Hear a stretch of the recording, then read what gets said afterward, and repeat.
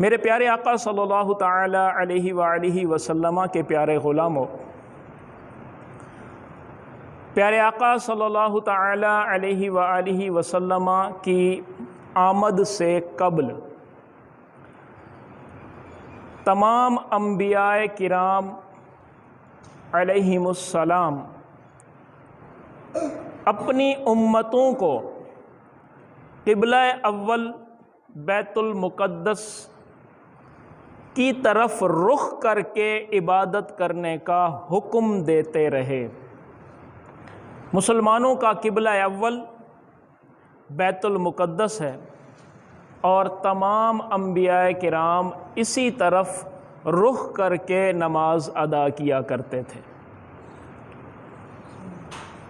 جب پیارے آقا صلی اللہ تعالی علیہ وآلہ وسلم تشریف لے آئے، میرے آقا علیہ السلام نے مکہ معظمہ میں جو وقت گزارا، اس سارے عرصے میں میرے آقا صلی اللہ تعالی علیہ وآلہ وسلم بیت المقدس کی طرف رخ کر کے نماز ادا کیا کرتے تھے، اور تمام صحابہ کرام بھی میرے آقا علیہ السلام کی اتباع کرتے ہوئے ان کا رخ بھی بیت المقدس کی طرف ہی تھا۔ جب میرے آقا صلی اللہ تعالی علیہ وآلہ وسلم مکہ پاک سے ہجرت فرما کر مدینہ تشریف لے گئے، تو وہاں پر جا کر بھی میرے آقا علیہ السلام کا معمول یہی تھا کہ میرے آقا علیہ السلام بیت المقدس کی طرف ہی رخ کر کے نماز ادا فرمایا کرتے تھے۔ صحابہ کرام کا بھی یہی معمول تھا۔ چونکہ مدینہ پاک کے اندر یہودیوں کی آبادی موجود تھی، اس کا تفصیلی واقعہ میں ربیع النور شریف کے بیانات میں کر چکا ہوں کہ یہ جگہ آباد ہی اسی لیے ہوئی تھی کہ یہودی علماء کو اپنی کتابوں میں یہ نشانیاں ملی تھی کہ نبی آخر الزمان صلی اللہ تعالی علیہ وآلہ وسلم ہجرت فرما کر اسی جگہ تشریف لائیں گے۔ اسی لیے ان یہودی علماء نے یہ شہر آباد کیا تھا جسے یثرب کہتے تھے۔ یثرب کا معنی ہے بلائیں اترنے کی جگہ، یعنی یہ وہ مقام تھا کہ جہاں پر لوگ آسانی سے رکتے بھی نہیں تھے، ٹھہرتے بھی نہیں تھے۔ مسافر اپنی سواریوں کو یہاں سے تیزی سے گزار لیا کرتے تھے کہ یہاں پر مصیبتیں نازل ہوتی ہیں، بلائیں نازل ہوتی ہیں۔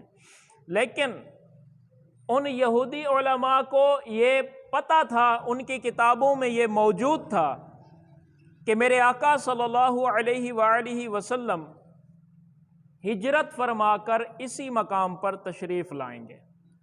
اس لیے ان یہودیوں نے اس یثرب کو اپنا مسکن بنا لیا، وہیں رہتے رہے۔ وہ میرے آقا علیہ السلام کے انتظار میں تھے۔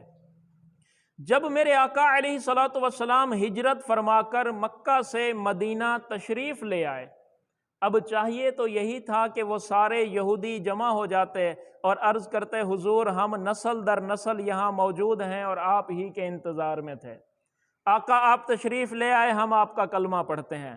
لیکن ایسا نہیں ہوا۔ اس کی وجہ یہ تھی کہ یہودیوں کو یہ انتظار تھا کہ جو آخری نبی تشریف لائیں گے وہ بھی قوم بنی اسرائیل میں سے ہوں گے، جبکہ اللہ جل شانہ نے اپنا آخری نبی، اپنا محبوب صلی اللہ تعالی علیہ وآلہ وسلم قریش میں سے بھیج دیا، صرف اسی بات پر کہ وہ بنی اسرائیل میں سے کیوں نہیں آئے اور قریش میں سے کیوں آ گئے۔ بھیجنے والا رب ہے، جہاں سے مرضی بھیج دے، تم کون ہوتے ہو اعتراض کرنے والے۔ لیکن ان بدبختوں کی بدبختی غالب آئی اور انہوں نے میرے آقا علیہ السلام کو تکالیف پہنچانا شروع کر دی، مخالفت میں کھڑے ہو گئے۔ جو نسل در نسل انتظار کر رہے تھے کہ میرے آقا علیہ السلام یہاں تشریف لائیں گے اور ہم ان کے ہاتھ پہ اسلام قبول کر کے کلمہ پڑھ کے مسلمان ہو جائیں گے، ان کے امتی بن جائیں گے۔ لیکن جس وقت میرے آقا علیہ الصلوۃ والسلام تشریف لے آئے تو ان بدبختوں نے آپ کی مخالفت شروع کر دی۔ میرے آقا علیہ الصلوۃ والسلام کے مبارک قدم جب اس یثرب کی سرزمین پر پڑے تو اب وہ یثرب نہ رہا، بلاؤں کے نازل ہونے کی جگہ نہ رہا، بلکہ مدینہ النبی بن گیا۔ وہ میرے نبی کا شہر بن گیا اور مدینہ النبی کے نام سے مشہور ہوا، جسے مختصراً مدینہ کہا جاتا ہے۔ اور جہاں میرے آقا علیہ الصلوۃ والسلام تشریف فرما ہو گئے، اب وہاں بلائیں نہیں، رب کی رحمتیں برستی ہیں۔ اب وہاں پر بلاؤں سے ستائے ہوئے لوگ شفا حاصل کرنے آتے ہیں، اب وہاں ان کو خاک شفا ملتی ہے، وہاں پر رب کی رحمتوں کی برسات ملتی ہے، مصیبتیں اور دکھ نہیں ملتے۔ میرے آقا علیہ الصلوۃ والسلام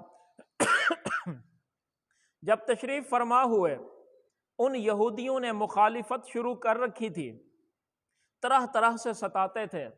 کبھی مکے کے کافروں کے ساتھ مل کر میرے آقا علیہ الصلوۃ والسلام پر جنگ مسلط کرتے، کبھی دوسرے یہودی قبائل کے ساتھ مل کر میرے آقا علیہ الصلوۃ والسلام کی طرف آنے والے قافلوں کو لوٹ لیتے، ان میں شریک لوگوں کو شہید کر دیتے۔ اس طرح کی گھناؤنی حرکتیں ان یہودیوں نے جاری رکھی۔ جب دیکھا کہ مسلمانوں کی تعداد بڑھ رہی ہے اور ہمارے مظالم، ہمارا ستانا ان کو نہیں روک پا رہا، تو اب ان یہودیوں نے ایک نیا سلسلہ شروع کر دیا۔ وہ کیا تھا؟ سلسلہ یہ شروع کیا انہوں نے کہ صحابہ کرام کے پاس آ کر بیٹھ جاتے اور کہتے کہ تم نے ہمارے دین کو قبول نہیں کیا، یعنی یہودی نہیں بنے، ہمارے نبی کا کلمہ نہیں پڑھا، تم نبی اپنا نیا لائے ہو، دین نیا لائے ہو، کتاب نئی لائے ہو، تو قبلہ بھی تو نیا لے کر آؤ نا، ہمارے قبلے کی طرف رخ کر کے کیوں نماز پڑھتے ہو؟ صحابہ کرام میرے آقا علیہ الصلوۃ والسلام کی بارگاہ میں حاضر ہو کر عرض کرتے کہ یا رسول اللہ صلی اللہ تعالی علیہ وآلہ وسلم، یہودی ہمیں طعنہ دیتے ہیں، وہ کہتے ہیں کہ تم کتاب نئی لائے ہو، نبی تمہارا اپنا الگ سے ہے، ہمارے نبی کا کلمہ نہیں پڑھتے، اور دین بھی تمہارا الگ ہے، تو پھر قبلہ بھی اپنا الگ بناؤ، ہمارے قبلے کی طرف رخ کر کے کیوں نماز پڑھتے ہو؟ اب صحابہ کرام جب میرے آقا علیہ الصلوۃ والسلام کی بارگاہ میں حاضر ہو کر یہ گزارش کرتے، میرے آقا علیہ الصلوۃ والسلام انہیں صبر کی تلقین فرماتے، صبر کرو۔ یہ سلسلہ آہستہ آہستہ بڑھنا شروع ہو گیا۔ پہلے انہوں نے 2-3 کو طعنہ دیا کہ تم لوگ بیت المقدس کی طرف کیوں رخ کر کے نماز پڑھ رہے ہو، پھر 2-3 سے بڑھ کر کوئی 10-20 کو انہوں نے طعنہ دینا شروع کر دیا۔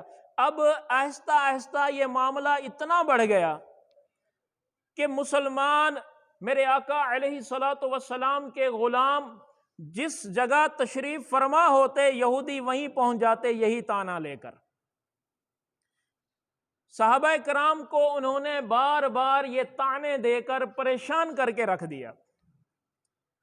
اب صحابہ کرام میرے آقا علیہ الصلوۃ والسلام کی بارگاہ میں حاضر ہوئے۔ میرے آقا علیہ الصلوۃ والسلام اس وقت مسجد نبوی میں تشریف فرما نہیں تھے، بلکہ ایک اور مقام پر تشریف فرما تھے، اور وہیں پر جب میرے آقا علیہ الصلوۃ والسلام تشریف فرما تھے، صحابہ کرام جمع ہو کر حاضر ہو گئے۔ عرض کرتے ہیں یا رسول اللہ صلی اللہ تعالی علیہ وآلہ وسلم، یہ یہودی اب حد سے بڑھنے لگ گئے ہیں، اب یہ یہودی ہمیں بہت زیادہ تنگ کرتے ہیں، بار بار یہی طعنہ دیتے ہیں، یا تو آپ اجازت دیں ہم ان کی زبانیں کاٹ دیں، یا پھر آپ اس مسئلے کا کوئی اور حل عطا فرمائیں۔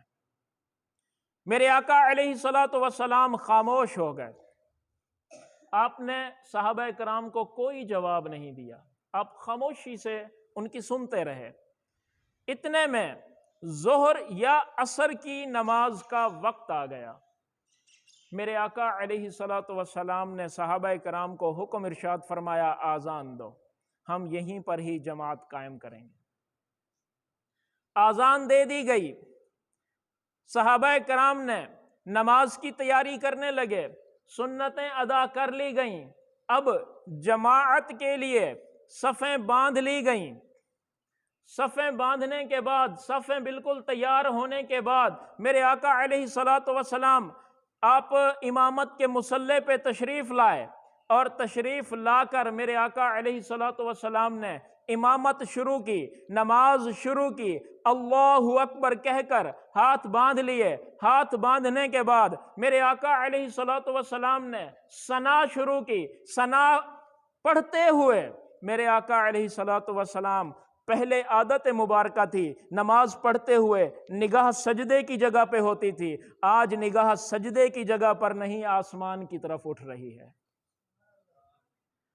آج میرے آقا علیہ الصلوۃ والسلام نماز پڑھا رہے ہیں، آنکھوں سے آنسو جاری ہیں اور زبان خاموش ہے۔ زبان خاموش ہے، زبان سے رب کی بارگاہ میں قبلے کے معاملے پر کوئی گفتگو نہیں ہو رہی، زبان سے صرف نماز کے الفاظ ادا ہو رہے ہیں۔ میرے آقا علیہ الصلوۃ والسلام کے مبارک آنکھوں سے آنسو جاری ہیں، نماز جاری ہے، اور نگاہ سجدے کی جگہ کی بجائے آسمان کی طرف بار بار بار بار۔ اس حالت میں، اس انداز میں میرے آقا علیہ الصلوۃ والسلام نے 2 رکعتیں ادا فرمائیں۔ دوسری رکعت کے اتحیات کے اندر، تشہد کے اندر، میرے آقا علیہ الصلوۃ والسلام بیٹھے ہیں، اتحیات پڑھ رہے ہیں کہ جبریل امین حاضر خدمت ہو گئے۔ آ کے عرض کرتے ہیں، قرآن مجید فرقان حمید کے دوسرے پارے کی ابتدائی آیات لے کر حاضر ہو گئے، اور عرض کرتے ہیں کہ یا رسول اللہ صلی اللہ تعالی علیہ وآلہ وسلم، اللہ جل شانہ ارشاد فرما رہا ہے، اے محبوب آپ کا یوں بار بار آسمان کی طرف دیکھنا ہم دیکھ رہے ہیں۔ اے محبوب، جس طرف آپ کا جی چاہے، جس طرف آپ راضی ہو جائیں، رخ پھیر لیں، میں اسی کو آپ کا قبلہ بنا دوں گا۔ آپ رخ پھیر لیں، چھوڑ دیں بیت المقدس کو۔ کم و بیش 1.25 لاکھ انبیاء نے بیت المقدس کو اپنا قبلہ بنا کے رکھا ہے، ہر ایک نبی نے، ہر ایک امت نے اسی کی طرف رخ کر کے نماز ادا کی ہے، لیکن اے محبوب آپ کا یہ رونا اور بار بار آسمان کی طرف دیکھنا ہم دیکھ رہے ہیں۔ آپ روئیں نا، آپ رخ پھیر لیں، جس طرف جی کرے، ترضاہا، جس طرف آپ راضی ہوں، رخ پھیر لیں، میں اسی سائیڈ کو، اسی سمت کو قبلہ بنا دوں گا۔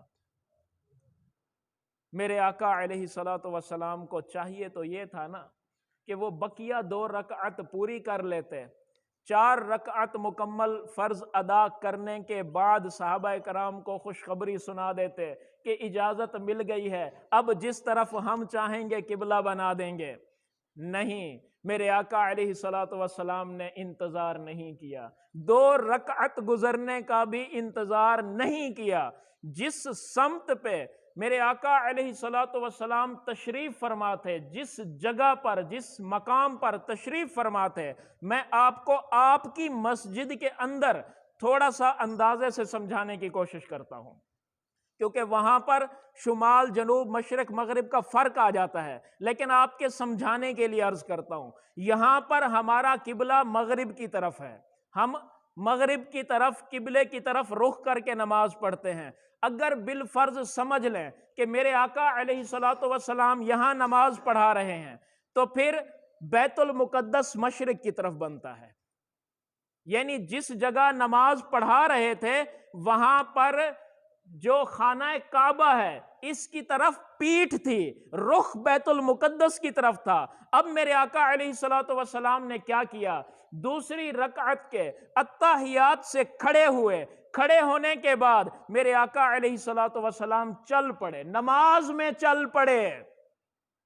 کسی صحابی نے نہیں کہا حضور نماز ٹوٹ گئی، کسی نے کچھ نہیں کہا، سب اسی طرح آگے میرے آقا چل رہے ہیں، باقی اسی طرح صفوں کے صف پیچھے پیچھے چل رہے ہیں، سب نے نماز میں اسی طرح ہاتھ باندھا ہوا ہے، سب اسی طریقے سے موجود ہیں، وہ صفیں پوری کی پوری پیچھے چل رہی ہیں۔ میرے آقا علیہ الصلوۃ والسلام یا تو آخری میں تھے، یعنی اس طرف تو پہلا بنتا تھا نا، تو آخری والی سائیڈ پہ تھے، وہاں سے گھومتے ہوئے اس طرف جو سب سے آخر والی جگہ بنتی تھی اب وہ پہلی بن گئی، میرے آقا نے اس طرف آ کر نماز بقیہ 2 رکعتیں پوری کرا دیں۔